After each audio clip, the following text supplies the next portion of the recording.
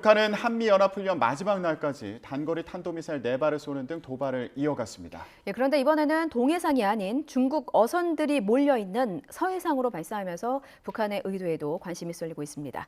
북한의 연이은 도발 어떻게 분석해 봐야 할까요? 고려대 통일외교학부 남성욱 교수와 함께 이야기 나눠보겠습니다. 어서 오십시오. 안녕하십니까? 예.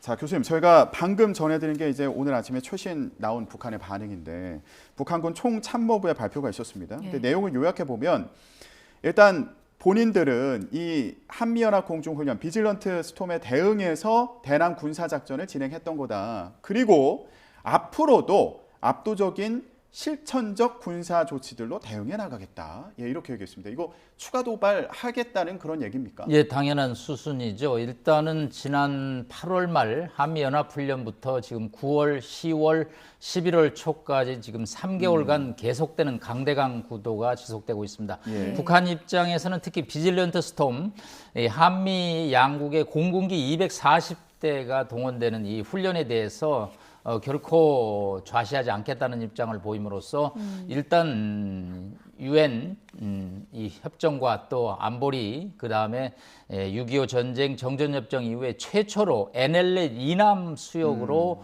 탄도미사일을 발사했습니다. 그동안 방사표와 뭐 일반 미사일은 쏜 적이 있지만 탄도미사일을 발사한 것은 6.25 전쟁 이후에 최초의 일입니다. NLL 이남으로. 그렇습니다. 예. 그런 상황에서 북한은 일종의 레드라인을 넘어섰다고 볼 수 있겠죠. 이런 도발은 앞으로 7차 핵실험이 예상이 되고 있는 상황에서 언제까지든지 계속될 것으로 오늘 북한 성명을 파악해야 될 것으로 보입니다. 예, 어제 오전에 발사한 단거리 탄도 미사일과 관련해서요. 4발을 쐈는데 이게 처음으로 동해가 아닌 서해상을 향해서 쐈습니다.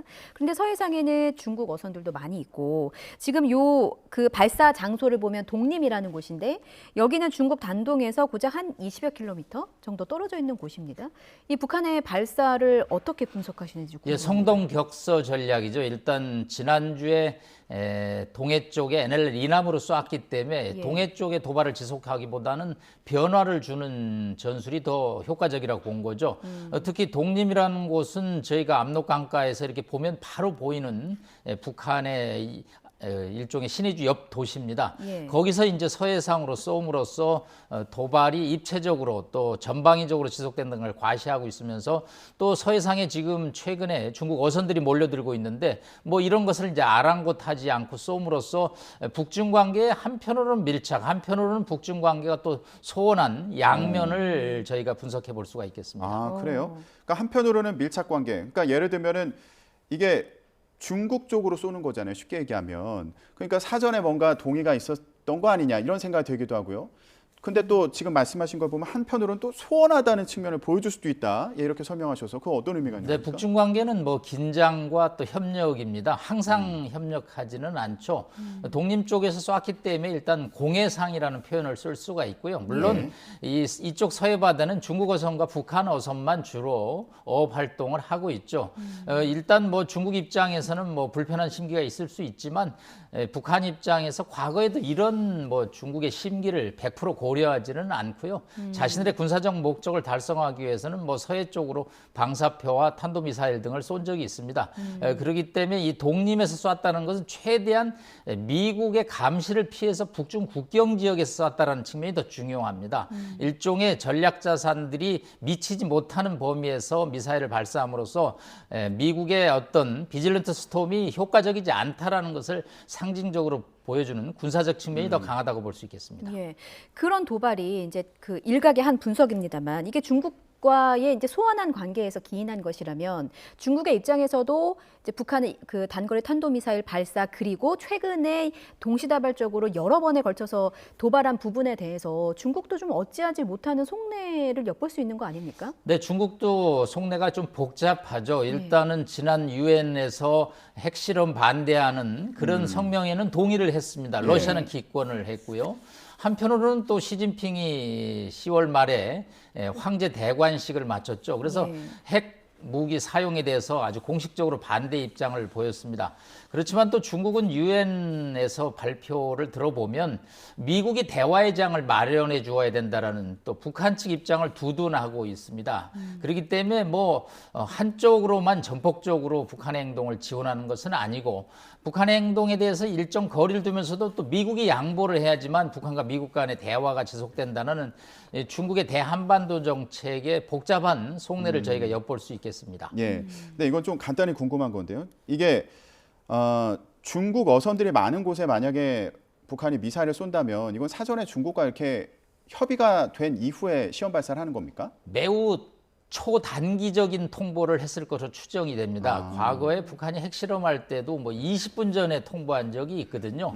일단은 중국이 아마 북한의 군사적 행동을 예측해서 중국 어선들에게 사전 조업 활동에 신중을 기하라는 아마 이런 통보가 내려갔을 것으로 보고요. 예. 아마 이런 정도의 미사일 발사라면 이미 어느 정도는 중국이 예측을 해서 서해상의 조업 활동에 대해서 경고를 내릴 것으로 판단이 됩니다. 예. 북한의 이번 미사일 발사 배경을 두고 이제 중국과 어떤 상황인지 관계가 어떤지 이것도 이제 관심을 받고 있는데, 근데 북한이 발사한 이 미사일 자체에 대한 관심도 있습니다. 이게 초단거리 탄도미사일의 가능성이 제기가 돼서요. 그런 경우에 우리나라에 이게 또 큰 위협이 될 수 있다, 이런 분석도 있더라고요. 그렇습니다. 120km의 사정거리고요.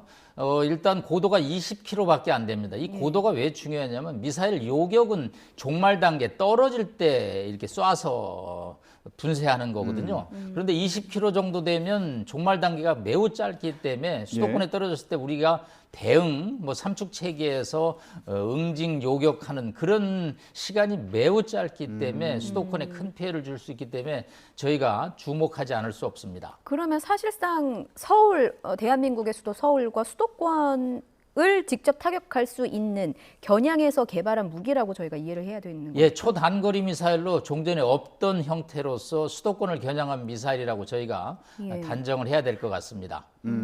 일단 북한이 한미 연합훈련이 이제 종료되는 날까지 이렇게 도발을 한 건데, 오늘 아침에 내놓은 메시지를 보면 이거 추가 도발할 것 같은 그런 상황이잖아요. 그래서 또 관심을 끄는 게 그래서 이거 7차 핵실험 이제 하는 거 아니냐. 왜냐 앞서 저희가 전해드린 것처럼 미국 중간 선거가 이제 하루 앞으로 다가온 상황이어서요.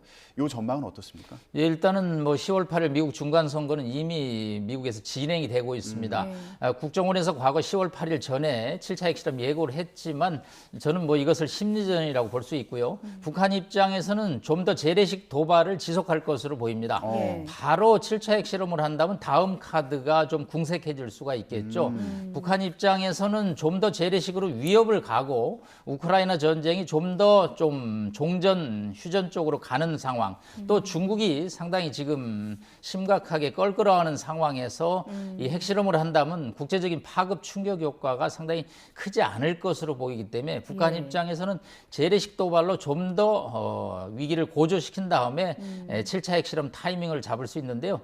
참고로 지난 2016년 4차 핵실험 당시에는 1월 6일 날 핵실험을 했습니다. 그래서 이 핵실험이 꼭 금년 내 단기간에 이루어진다라는 가능성도 있지만 해를 넘겨서 좀 더 국제정치적으로 자신들이 유리한 타이밍을 포착하는데 고심할 것으로 예상이 됩니다. 그러니까 타이밍을 재고 마지막 카드로 이제 최후의 보루로 갖고 있을 수 있다라고 이제 분석을 해주셨는데, 만약에 그 최후의 보루인 핵실험 카드를 감행을 한다면 이 실험의 목적이 있잖아요. 어떤 거를 좀 고려하는 일단은 이제 핵무기라는 것은 갖고 있다고 그래서 거기서 뭐 이자가 나오는 것도 아니고 무슨 보상이 나오는 것은 아닙니다. 상대방의 양보를 얻어내는 거죠.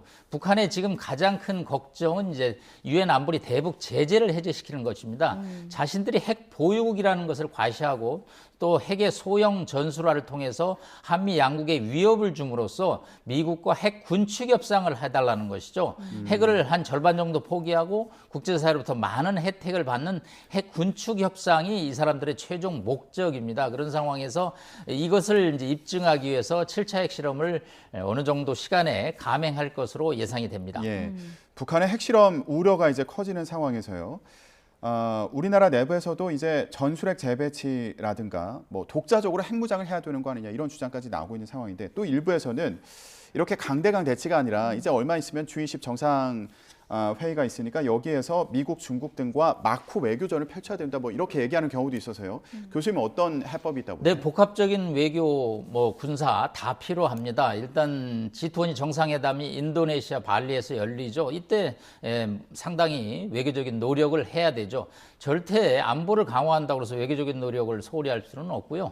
다만 이제 북한이 7차 핵실험을 했을 때 한미가 지난주에 워싱턴에서 한미 연례 군사 협의회를 통해서 해구산 확장 연습을 연례적으로 시행하겠다는 안보 대책을 발표했습니다. 그러나 북한이 7차 핵실험을 계속 한다면 과연 기존의 대책만 갖고 우리 안보를 충분하게 지킬 수 있느냐.